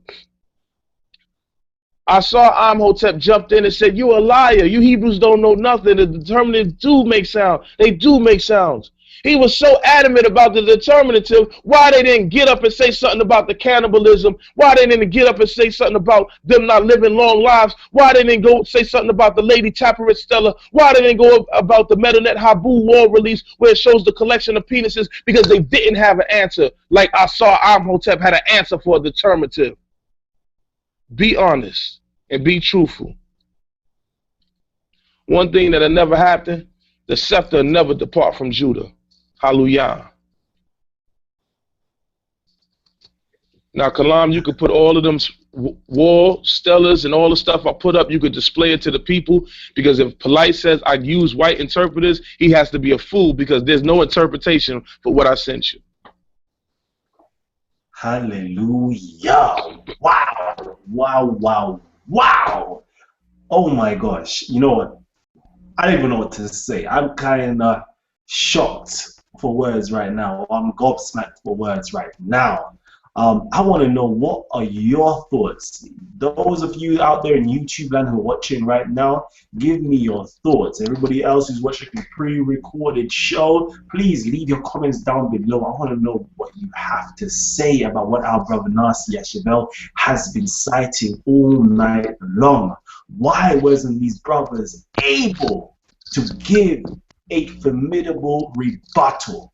Why weren't they able to rebut Nasi Yashuvel's and Hashah's and our brother Divine Prospect's claim? Listen, our show is literally coming to an end really, really soon. We've gone past the 90-minute mark, and we're only gonna allow another few more minutes in. So if you've got your questions, please leave your questions down below. If you are loving the information, give us a big thumbs up to let us know that you like it. Also, share this to the world. If you know, listen, I know a whole heap of you have been watching, keeping in tune with the debates, keeping in tune with the lead-ups. If you haven't seen our playlist, our hashtag Talk with the Titans playlist, Kemet On Trial, go back and watch all of these videos that has been going on. We've had Divine Prospects in, we've had Asai Hotep, we've had the Amun-Ra Squad, the Madjai, Uncle Kek, we've had Gorilla Hebrew, we've had the whole shebang in Shaka Ahmos in the studios as well.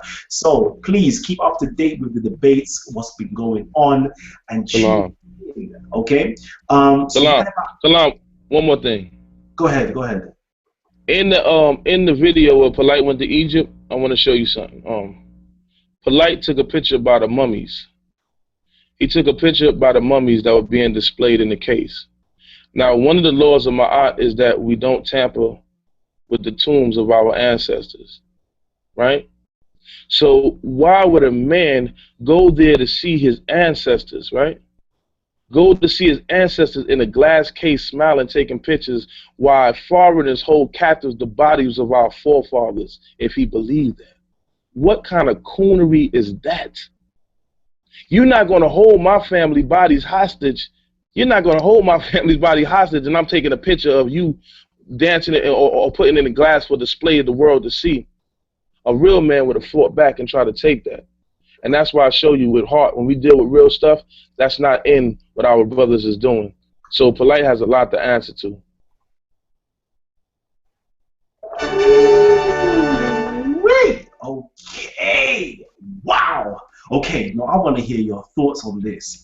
I want to hear your thoughts. So you know what? First and foremost, actually, I'm going to open up to our panel members who are with us right now. So panel members, you know the rules. We have 3 rules. Keep your mics muted at all times. When somebody else is speaking, do not cut their cipher, and we'll give you your time to speak. Also, you know, please, no foul language. We've got children watching in. So I would like to also welcome our sister, Tina Red. Tina Red, how you doing? You know, so hi. We've got the brother Smash Rockwell from the Amon Ra squad, the Madjai, Archers, Arrows, up. So we've got him here. We've got the real black atheist, Anka Kek. We've got partner Hisi in the studios. You know, we've got a whole heap list of people who are here. We've got our brother Issa from the UK as well. And we've also got our brother Black. All right. So I'm going to open up to the audience, to the panel members. If you want to speak, just let me know that you want to speak, and I will open up your mic. Any questions or comment based upon what our brother Nasi Yashuvel has been saying today?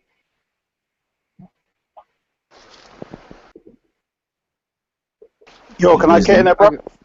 Yeah, go ahead, Isa. Shalom alaikum, brother Nazi. Peace, Can you hear Isa. me? Shalom alaikum. Sorry, I was muted, dear brother. How are you today? Alhamdulillah, alhamdulillah. I'm glad you clarified a few issues. What Yes, I sir. wanted to know, that there's two things.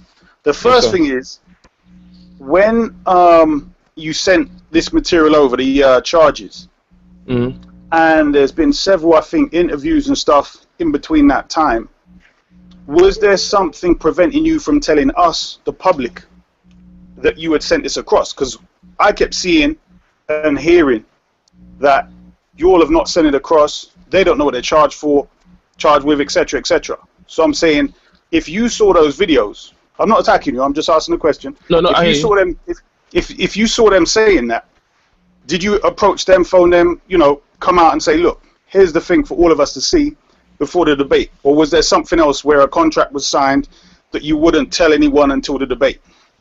Well, that was in the contract that we couldn't speak, but I did actually. If remember the last show I was on Talk with the Titans, I showed the same contract. That's That was right. the first thing. That was the first thing that was the first thing I showed, or I read off the charges, and I sent it to Kalam, and Kalam or Divine, one of the brothers, they read off the same charges. So the last show I did give it to him, and it was just a game that they were playing. Okay. We kept on calling Sonetta back, and he said Polight said he's not signing that crap. But when we was talking on the phone, Polight said he will sign it. He'll be back with us in 5 days. And in fact, Issa, the truth is, 2 weeks before 2 weeks before the debate, we might not have even been the opponent. There was no certainty of if we were even going to debate. Wow. Okay.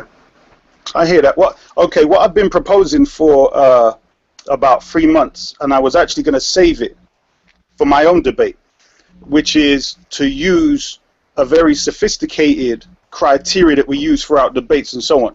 So for me, coming from the perspective of the house of the supreme wisdom of the Quran, I'm suggesting to you that we sit down on a hangout, on a live hangout, and we discuss how we go about measuring what's being presented. So we hold our leaders to account, meaning that if they're going to go up there and present something, we will make sure that if they're talking about language, for instance, the audience is fully aware that we're dealing with linguistics. If they're talking about archaeology, the audience is fully aware of what type of thing the person presenting the information has to meet. Do you get what I'm saying? He has to meet a certain standard. Because at the moment, yes, brother.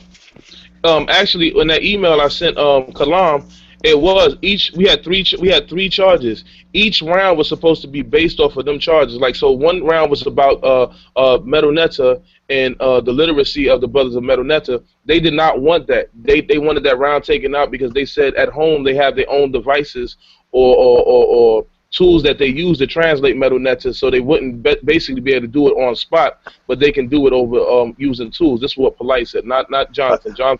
Jonathan's a warrior, so he didn't say nothing like that. I hear what you're saying, but I'm extending it across the board where even what's communicated is open across the board. So we, the audience, we are actually seeing the process as it goes along. So if you're communicating, 1 week, the next week, we are actually seeing it. Do you get what I'm saying? Because you're leaders of our community, we need to see it because it looks suspicious. Do you get what I'm saying? We're out here, we don't really know what's going on. But I mean, I've discussed this with Kalam. He's presented some issues over the weeks about a criteria. But I'm saying I feel that this will take all of what we're doing years ahead. So if we set something out, a proper scientific criteria, we can show the audience, we can then show other people. Obviously, for me, I'm coming from the house of the supreme wisdom of the Quran, but you can come with yours and we can discuss, and then we move forward with that. Do you get what I'm saying? I definitely understand, sir. Okay. So are you prepared to do that? Would you? Sorry, we have to move on. Okay, we're going to go back to our brother Isa later on, but we have to continue because we're about to close the show. So if there's anybody else on the panel that wants to get their last words in before we close, please unmute your mics now. I got something to say, brother. Okay, brother Panahisi, the mic is yours. Now, I thought it was kind of disingenuous for Polight to show an 8-minute video about him going to Egypt, and as if there was proving anything. Now, if it's proven anything, I've been going to the zoo all my life. I've been going to the zoo for 29 years. I should be a zoologist. You know, I read the plaques in front of the animals and everything. So, our people have to get out of being over impressionable. Anything can. Black people are being too impressionable. You know, for glitz and glamour and for charismatic speakers. That's actually selling the people short of knowledge. You know what I'm saying? That's cheating the people. So, brother Nasi, how do you feel about that? No, I think what you're saying is absolutely true. When they say he did field work, when you do field work, that means you come back with a report. We never seen the report. We never seen any of that. And I think, like you said, our people are very impressionable because what happened is one of the biggest crowd responses is one when Awan Yasap showed that the Heru lock was a child lock, and then the same thing with Shaka Atmos came and showed that it was also for adults. The crowd went crazy when Shaka did that, and when Polight went to Egypt, I mean the crowd went bananas. And I think that the purpose of it, I want to understand why. I mean, why did they go crazy? I mean, I didn't understand why, but I guess like you said, General Yohana been to Egypt. Gabar that was sitting on the stage been to Egypt, took his whole congregation to Egypt. Yeah, they used to stay. They used to live in Egypt. They used to live in Egypt. That's what I'm saying. So this stuff is like, to me, is laughable. It just shows that we still in and I tell you, sometimes the Kemetic community, and not some of my brothers on here, I have respect for them. I'm talking about some of the Kemetic people are more religious than Black Hebrew Israelites. They just follow completely blind. They don't really care. You can show them anything and they'll still be devoted as long as it's the end thing to do. Very true, very true. So I'm going to actually see if Brother Uncle Kek wants to say any last words before we close the show. I know usually he's very vocal and vibrant with his words. So, Brother Uncle Kek, are you there? I'm here. Okay. Hey, Kalam. Yes. King of New York, baby. King of New York, baby.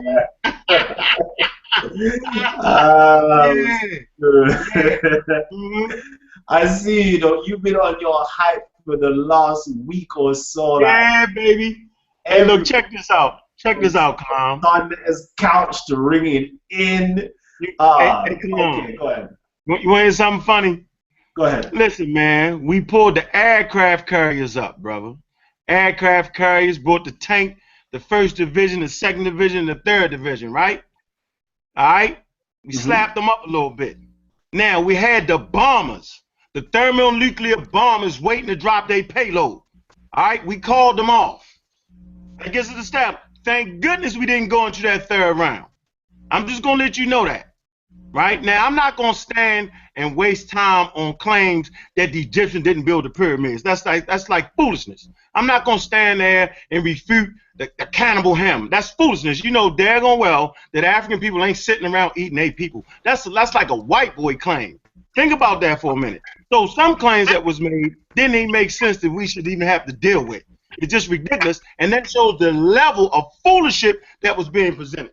Now, I like my man, Yashuvel, right?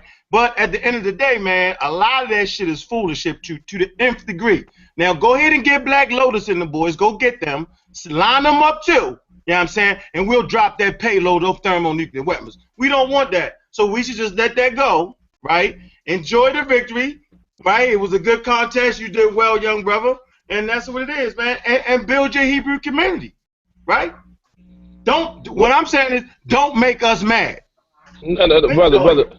Let me tell you why it doesn't matter if you upset, because you came on. Hold on. You came on this show, and the best you can give for a rebuttal is foolishness. That's what you say when you don't have an answer. We don't even want to address that foolishness. That's a white boy claim, and I just showed you that Anshwa Crazy has a video talking about the cannibalism. So why is it a white boy claim? Yo, Ankh, get bigger shoes to test with me. You can't walk with me, big brother. You can't. Just cut me off. Let me talk. Check it Go out. ahead. Go ahead. Check this out, young boy. You're a young boy, and young boys should stay in their place. You're not right. You don't really want it. You know it. You had your chance. No, Kalam. Nah, bro. Nah. Don't do that.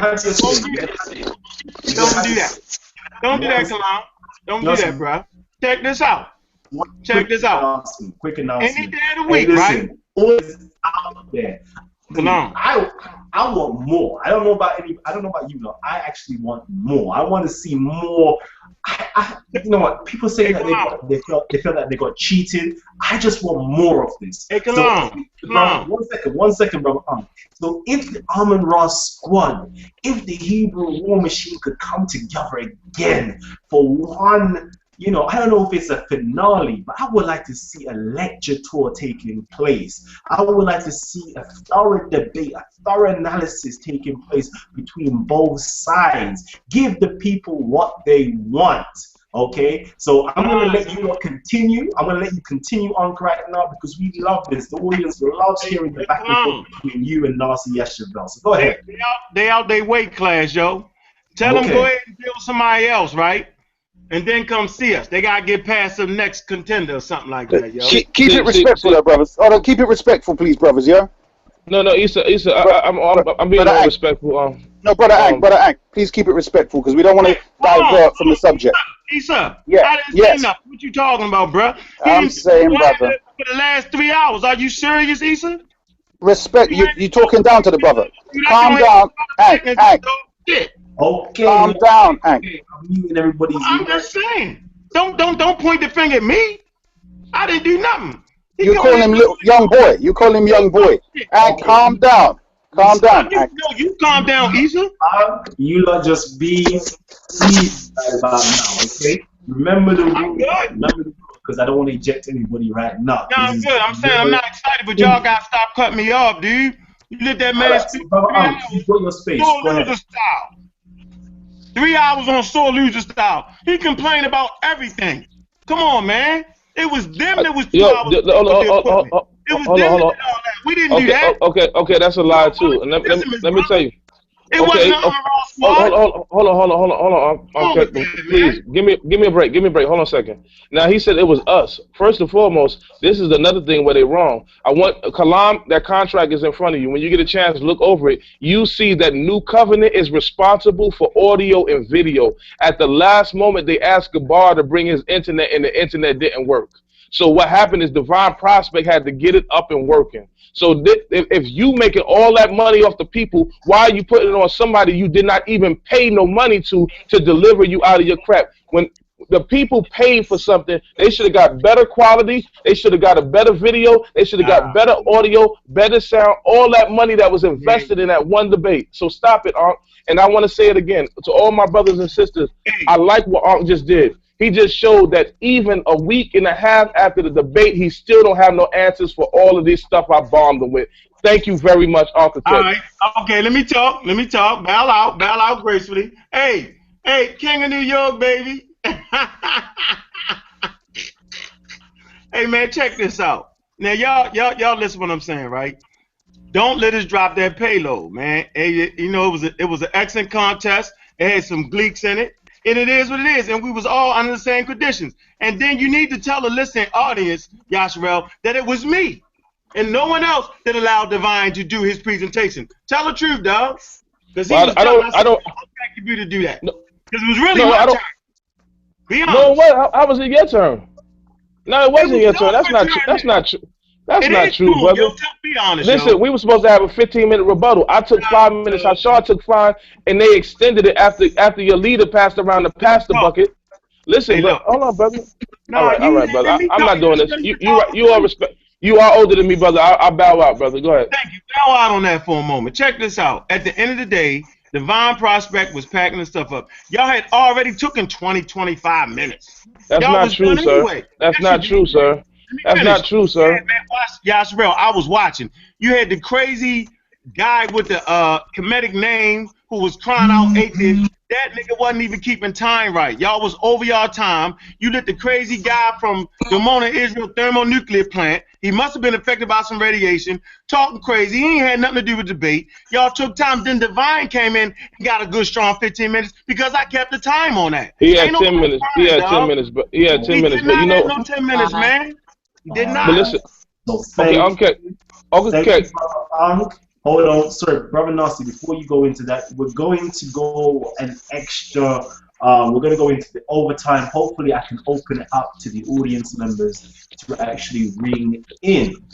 Okay, so we're going to try something new. I'm going to open it up for the audience members to actually hear what takes place once the show closes down.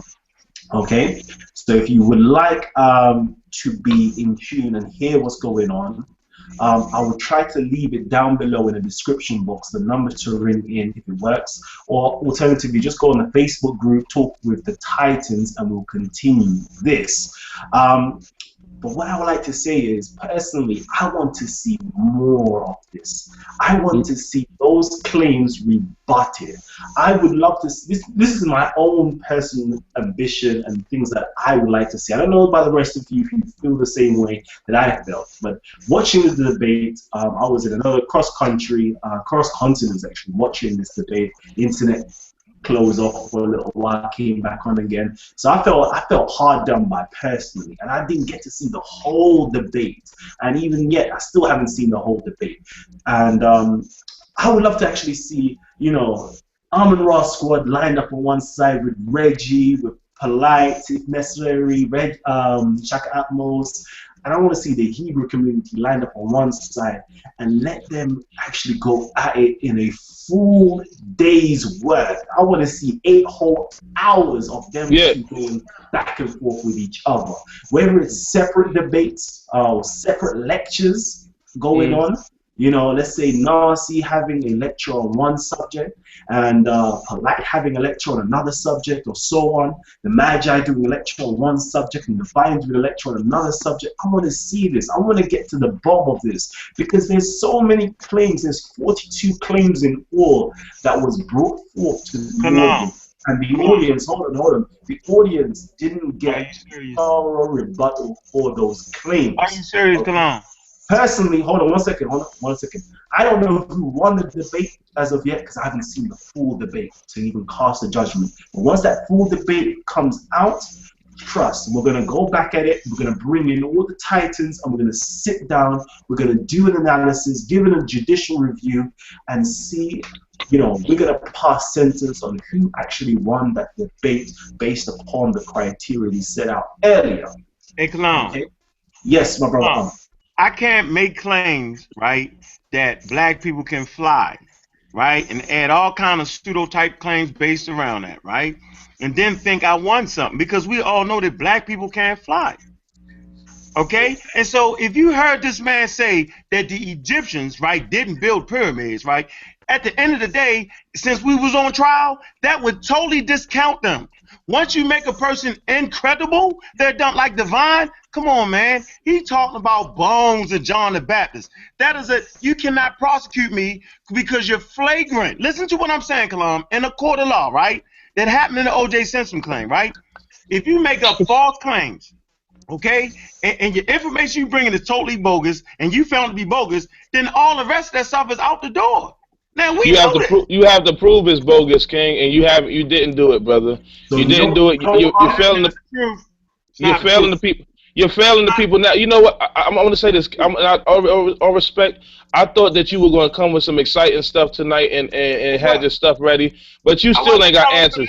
And that's why the show is called Chasing Shadows. Keep chasing my shadow, Okay. All right, my brother Nasi Yashuvel, we've reached the end of the show, so I would love for you just to close out the show. We're going to continue the show afterwards off air, but please just close out the show. Let our audience know what you have coming up in the future as well. All right, next month we'll be in New York to finish out our lecture, and you know, I heard Brother Uncle Keck said they had some nuclear bombs. I would have loved to see that, man. That would have been awesome, man. I mean, the debate was supposed to be 5 hours. We were supposed to put everything on the line. If we didn't accomplish what we meant to accomplish, we were supposed to. Everybody said everything was on the line. We was going to throw it, bomb, bomb, bomb, bomb. But you know what? I want to say this. I want to show people a side of me that I show to people that are close to me. But I want to say I love my brothers, man. I love Panahisi, man. I really love him as a brother, and I want to thank him for all the hard work he putting in for our nation. I love Divine Prospect, man. That brother's a savior, man. He helps me out, man, and he's really near and dear to my heart. He don't understand how much I appreciate him. I love my brother Hashar, man. That's like my blood brother, man, and I love to serve next to him. My brother Malak, my brother Priest Daniela, my brother Zion Lex, who just finished the book, man. These are my brothers I love with my heart and my soul. All the brothers from the Hebrew War Machine, the sisters from the Hebrew War Machine, man. And Black Lotus Civilization, I love all these brothers, man. We've been studying together. And I even love my brothers from the Armor Squad, man. I just want to show love to all my family, man. And real talk, we family at the end of the day. And I'm still unstoppable. Shalom. That's right. Still unstoppable. The kid is the king. All right. Frenemy, yo. Hold on. You're frenemy. We're about to close out. Kalam, let me say something real quick. All right. So, you know what, Brother Zion Lex, if you're out there and you're listening in, holler at your boy. Tina Red want to talk, Kalam. And it's real quick. Okay. And I'm not even going to ask no questions. I just want to make a statement. I sat next to Sinetta the entire debate and the timer guy. I watched the clock myself, so that I'm not trying to say nothing against Aunt, but I know for a fact that the timing was on point. Every time that man would walk up to Sinetta, when there was every 3 or so minutes, he would show him the time. So when it would be down to 30 seconds, all that. So I mean, he was on point. Hey, I don't even know who it was, so that's not true. Hey sis, I'm talking about no. I am telling you that the Hebrew Israelites got more time at the end. That's what I'm telling you. I'm just saying I watched the clock. No. Do you know what I'm talking about, sis? You know what time I'm talking about? I'm talking about from beginning to end. That's not what I'm talking about. And then when they gave them extra time, that's what you're talking about? But you okay, that's right. Divine got more than 10 minutes. I just heard you say the timer guy was off and he wouldn't keep the time. No. So listen. that's what I'm just going about. No. What I'm saying is, I said I explained. Okay, so we reached the end of the show right now, and we're going to continue this literally in the next few minutes. So I'm going to thank our audience for listening in, and tune in next week, Wednesday. Our shows are on every single Wednesday weekly. Okay, so I'm signing out. This has been Talk with the Titans, and I have been your host, Kalam L, signing out. Peace.